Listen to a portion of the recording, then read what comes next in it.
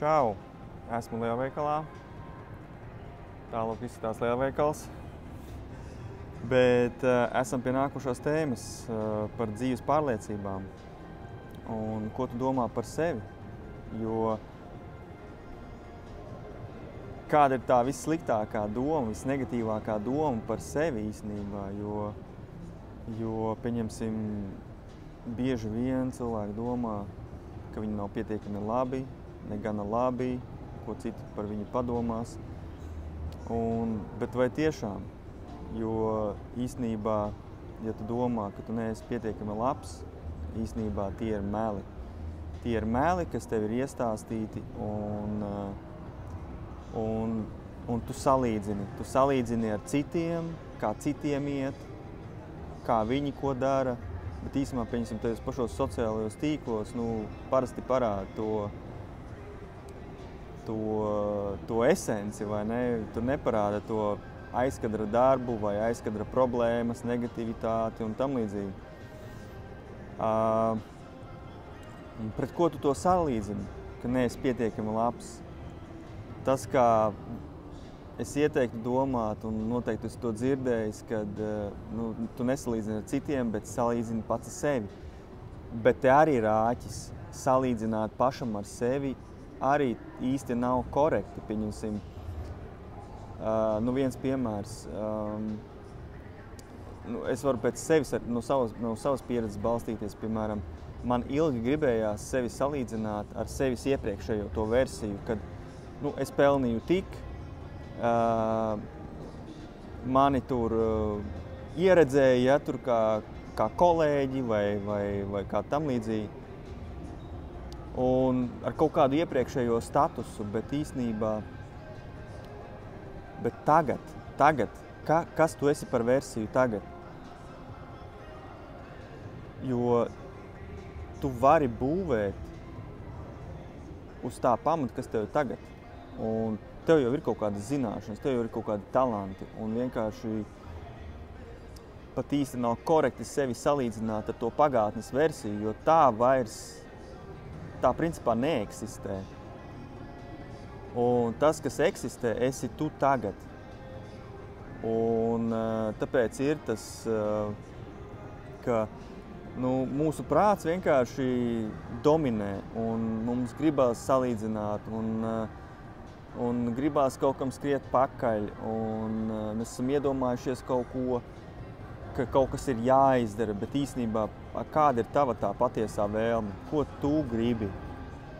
Un uzdot sev šo jautājumu, kāda ir mana patiesā vēlme.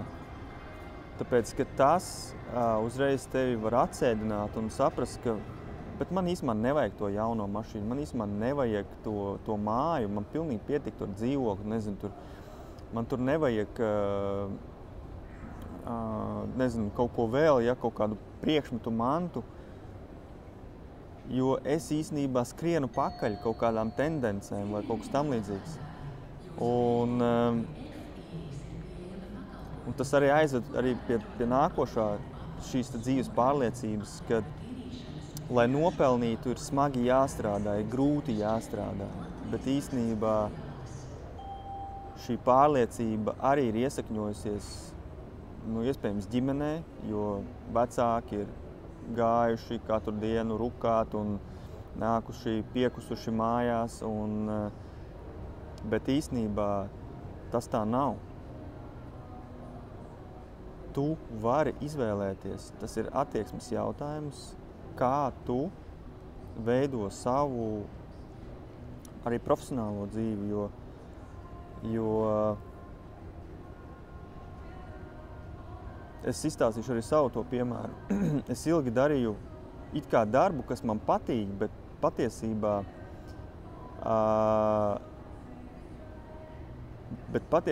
tā varbūt es strādāju caur savām tām programmām, ka man kaut kas ir jāpierāda, ka es neesmu gana labs un ka man ir ko par mani citi padomās, jo man bija svarīgi pierādīt, ka es varu izdarīt darbu, cik vien labi es varu, un vienalga, ko tas prasa. bet tā īsti nav pareizā attieksme. Pareizā attieksme būtu, kas ir pareizi? Pēdiņās pareizi. Tas ir vienkārši tā attieksme, ka tu novērtē sevi un ka tu saproti, ka tas ir vērtība. Jo jebkurš cilvēks ir nenormāla vērtība, neviena otra tāda nav. Un katram mums ir savas tās prasmes un kvalitātes. Vienkārši jautājums par to, vai tu to savu prasmi un kvalitāti spēj pamanīt un attīstīt. Un varbūt pat izveidot kaut kādu savu unikālu produktu vai pakalpojumu, ko neviens nesniedz. Un tas nav par grūtu darbu, ja tu spēj atrast to, nevis aiziet tajā, ka man ir jānopelna priekš rēķiniem, tad ir grūti pelnās tā nauda. Bet ja tu aizēji ar tādu mindsetu, ka es to daru tāpēc, ka man tas patīk, un man tas iedvesmo, un es zinu, ka es palīdzu cilvēkiem, jo mūsu tā dabiskā vēlme ir palīdzēt cilvēkam.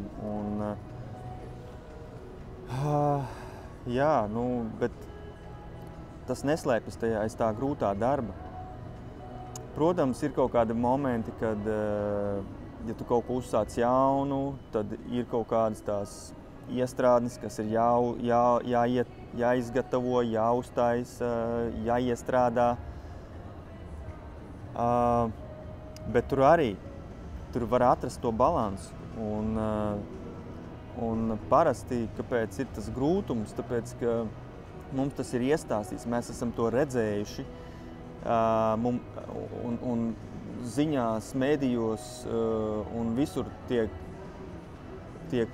minēts, un arī daudz iedvesmojošie kaut kādi podkasti, tur work hard, strādā smagi, un tur sportistiem parasti ir tie teikumi, ka jāstrādā smagi un tad būs rezultāts. Jā, protams, ir jāieliek darbs, bet svarīgi arī īsumā ir pareiza vārdu izvēle. Tu jau sev vienkārši iekodē to, un vienā brīdī tu aizmirsties. Un tu aizēji tajā virpulī un tajā smagajā darbā, bet īstenībā tu vari ņemt to vieglāk. Protams, tas nav tik vienkārši, kā to pateikt, bet tas ir tas balans, ko ir jātrenē. Un, kad tu spēj pamanīt, brāviens, es aizgāju pārāk smagi šitajā, es iegāju baigi dziļi, un es iztērēju savu resursu, un tas ir jāpamana. Un tad, protams, ir tās, ko tu dari, lai no tā tiktu ārā, no tās bedres, kurās tu esi ieslīdis, jo jautājums ir par to, cik tu ātri vari tikt atpakaļ tajā savā resursā. Un vēl viens, ka nauda sabojā cilvēkus. Ko mēs redzam? Ziņās, TV, kaut kur apkārt, ka cilvēki sabojā savu dzīvi dēļ naudas, vai viņus tur nolamā, ka viņš tur ir bagāts. Man arī smagāk likās, ka ja miljonārs, tad ir zaglis un ka viņš nevar godīgi nopelnīt naudu. Var. Tā ir vienkārši arī vēl viena pārliecība, kura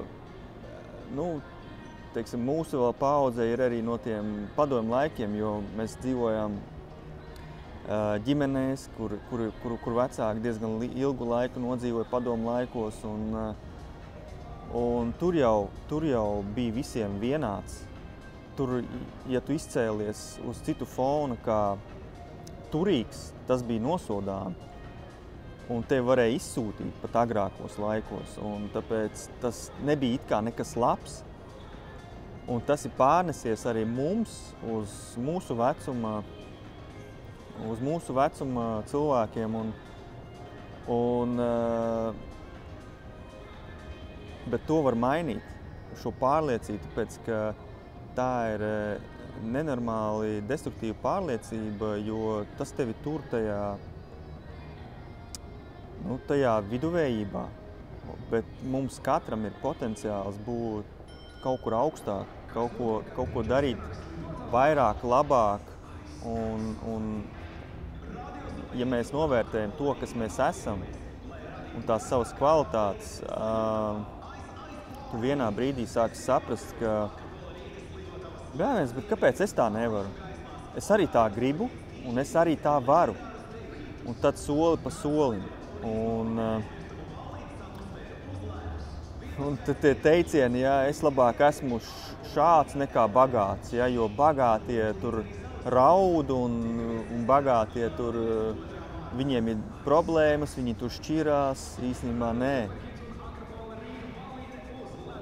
Daudzi bagāti cilvēki, tu pat par viņiem nezini, ka viņi tādi ir. Mēs jau zinām tikai tos bagātos, kuriem ir problēmas, kur ir TV ekrānos, politiķi, varbūt kādi un vēl kas, kuri varbūt ir būvējuši savādāk to savu to bagātību. Bet tu vari būvēt savu to bagātību pavisam savā veidā un uz mīlestības bāzes, nevis uz baiļu pamata. Un vēl viena pārliecība, nevienam nevar uzticēties. Tas arī, no kurienes tas nāk, tas var nākt no turienes, kad tevi kāds ir piečakarējis. Vai biznesā, vai attiecībās, vai skolā, bērnībā, kad nevienam nevar uzticēties un kad tevi iegāza kaut kur.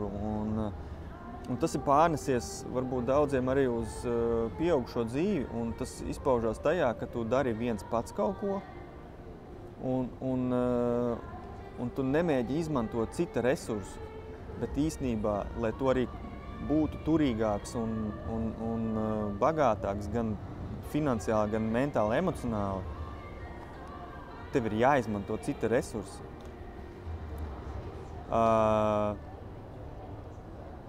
Kaut vai elementāri noalgo kādu, kurš tev uztaisa remontu. Noalgo kādu, kas tev nomaina mašīnā eļļu. Noalgo kādu, kas tev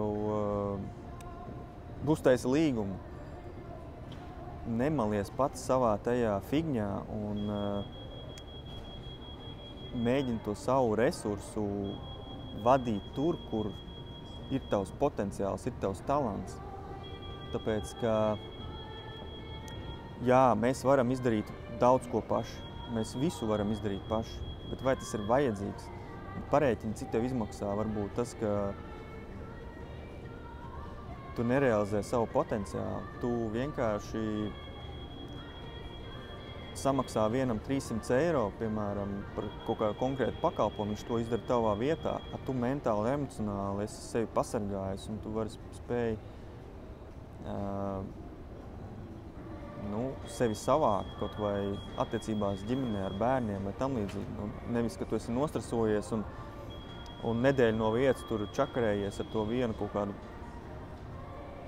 papīru vai pakalpojumu, kur tu varēji nopirkt vienkārši, un tu varēji veltīt laiku un enerģiju kaut kādam citam. Un tas ir par to uzticēšanos, ka nodeleģēt arī tos jautājumus. Ģimenē man cirreiz bieži vien sieva ir teikusi, atnes man šito, atnes man to, atnes man šito. Un tad es sāku saprast, viņa prot nodeleģēt. Un man tas griezās ausīs, jo es vienā brīdī sapratu, ka es nespēju tā tik labi nodeleģēt. Un tad es tā arī paskatījos uz savām dzīves jomām. Un agrāk man tā bija problēma, un iespējams tāpēc arī es izdegu, tāpēc, ka es nespēju nodeleģēt kaut kādus jautājumus. Man gribējās izdarīt visu pašam. Bet tad es sapratu, ka nē, es pēc iespējas iesaistīšu citus, un kas man palīdz. Un tāpēc es sāku arī pirkt kaut kādus online kursus, un kas man palīdz tikt ātrāk uz priekšu, nekā ja es to darītu, pētītu pats. Un kas vēl? Vēl viena pārliecība. Mani pametīs, ja es izteikšu savu patieso viedokli. Mani pametīs, ja es sākšu izteikties tā kā es domāju. Jā, tas ir attiecību kontekstā, un nu kā, tevi neviens nevar pamest, ja tu esi pats pārliecināts par to, ko tu dari. Ok, ja tevi arī pamet, tad tev pazūd drošība. Kāpēc tev ir bail no tā, ka tevi pametīs? Un bieži vien cilvēki turās tādās attiecībās uz baiļu pamata un dara lietas un ir kopā ar cilvēkiem, īstenībā, ar kuriem viņi negribētu pat īstenībā būt ikdienā. Bet tas ir uz kaut kādām bailēm. Aiz bailēm, ka nebūs finanses, aiz bailēm, ka nespēs parūpēties par savu veselību vai aiz jebkādām citām bailēm. Un tas ir galvenokārt par to drošību, kad nebūs drošības sajūtas. Bet īstenībā tā drošības sajūta ir tevī, tu tikai to nezini. Tev ir vienkārši jānoņem tās savas bailes nost. Un to var izdarīt ar enerģijas elpošanu, protams.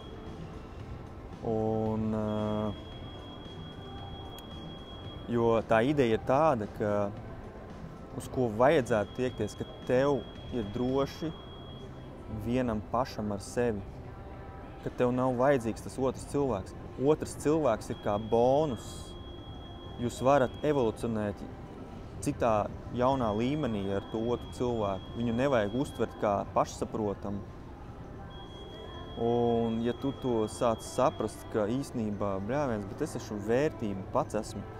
Kāpēc es tur kaut ko mēģinu no otra tur pieprasīt vai gaidīt vai vēl nesko? Tāpēc, ka tev nav tās drošības sajūtas. Un tas, kas ir jādara, ir pamazām jāiegūst tā drošības sajūta. Un tad tu redzēsi, kā tev atverās kaut kāds dzīves joms, iespējas, kontakti. Jo tu jau izstaro to drošību vai nedrošību. Un cilvēki nolasa kaut vai darba intervijās, cik tu esi pārliecināts par sevi. Un tas ir par to drošību. Un te arī pāriem pie vēl viens, ka man tas ir iedzimts un es nevaru tur neko mainīt. Tas ir liktenis, es tur neko nevaru mainīt, tas ir iedzimts, tas man ir gēnos. Nē, tu vari mainīt. Tu vari mainīt, tāpēc, ka, pieņemsim, kā strādā gēni. Gēni strādā tā, kad, tev varbūt ir tas gēns uz aptaukošanos, vēža šūna, kas tur vēl var būt. Uz kaut kādām iedzimtām traumām un kaut kas tam līdzīgs, ja? Tas var būt. Bet to var mainīt, jo kā gēns strādā, viņš aktivizējās tad, ja tu atrodies joprojām tajā vidē, pieņemsim par aptaukošanos, kad mēs visi ģimenā esam resni, ja? Ja tu turpināsi dzīvot tajā vidē un tādos apstākļos un ēdīs to pašu, protams, ka tas gēns aktivizēsies un tev vienkārši naturāli, tu paliksi ātri, apaļīgs. Bet ja tu maini to vidi, paradumus, ieradumus, ēšanu un pa 180, tu vari to gēnu apkusināt un tu vari dzīvot normālu dzīvi. Un tas pats ir arī uz citām jomām. Tas nav liktenis, tas ir par to rīcību, par to attieksmi. Vai tu vēlies dzīvot savādāk, vai turpināt tā, kā to dara tavi vecāki, vai paziņas, vai draugi, vai tam līdzīgi. Tev jāpaskatās plašāk. Paskaties, ko dara tie sportiskie cilvēki, ko dara tie bagātie cilvēki, ko viņi dara. Visi kā viens saka vienkārši izkāpt ārā no savas galvas, izkāpt ārā no savas komforta zonas un mainīt vidi, iet meklēt kontaktus, iet meklēt iedvesmojošus kontaktus un vienkārši iet ārā. Tāpēc, ka sēžot vienkārši savā tajā komforta zonā, tu jau nekur nepakustēsies uz priekšu. Es zinu, tas ir grūti, es to ļoti labi zinu. Un ķermenis un prāts gribēs vilkt atpakaļ. Nu, nevajag iet, tur ir nedroši. Bet tur jau tā dzīves spēle ir. Vai nu tu uzņemies atbildību un ej tajā jaunajā, tajā nedrošībā, it kā nedrošībā. Nu kā? Vairāk naudas ir nedroši vai tomēr droši, ja tā padomā? Protams, ka tev būs jārīkojās un tev būs nedrošas situācijas, jo, pieņemsim, nauda ir arī enerģija. Tev, lai tu paceltu, ja tev pēkšņi iedotu miljonu, tu zinātu, ko darīt ar to miljonu? Daudzi nezinātu, ko darīt ar to miljonu. Un viņiem vienkārši sistu ārā korķus, kāpēc daudzi tie, kas vinnē loterijā, viņi vienkārši pēc mēneša, pēc gada ir bankrotējuši, tāpēc, ka viņi nespēja pacelt to enerģiju un viņi nezina, kā rīkoties ar to naudu. Un tāpēc soli pa solim tu vari tikt vaļā no tām savām pārliecībām. Un tas ir attieksmes jautājums. Un ja tu šo klausies, tev ir potenciāls. Un tev vienkārši ir drusciņ vairāk jānotic. Un es zinu, ka tu vari. Un vienkārši ej un dari.